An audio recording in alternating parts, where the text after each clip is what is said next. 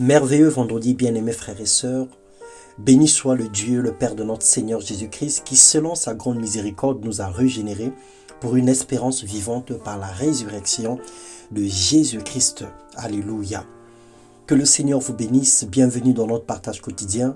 Ce matin, nous allons parler du contournement, comment s'adapter face à l'ennemi.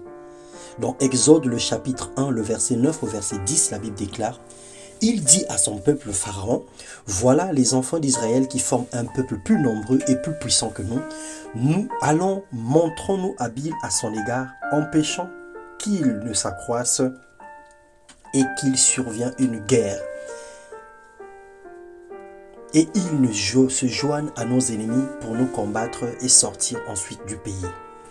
Le contournement bien-aimé est un principe industriel qui permet de passer par un autre moyen lorsque le système initial est en défaut.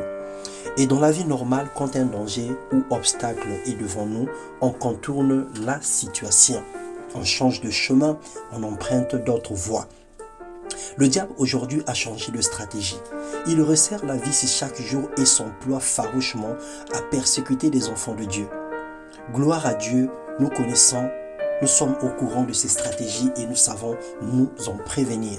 Dans 2 Corinthiens 10, le verset 4, la Bible déclare: car les armes avec lesquelles nous combattons ne sont pas charnelles, mais elles sont puissantes par la vertu de Dieu pour renverser des forteresses. Alors, quels que soient les plans de l'ennemi, quel que soit ce que le diable a mis sur notre chemin, nous avons la possibilité de contourner ses œuvres et de le combattre.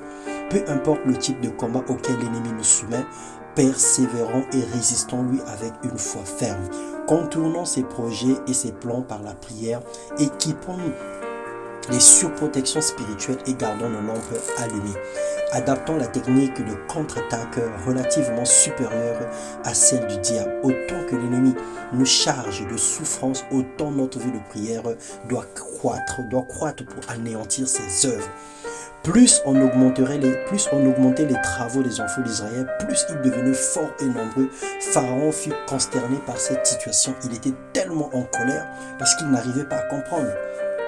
Dans le psaume 89, le verset 9 à 12, la Bible déclare: tu domptes l'orgueil de la mer quand ses flots se soulèvent.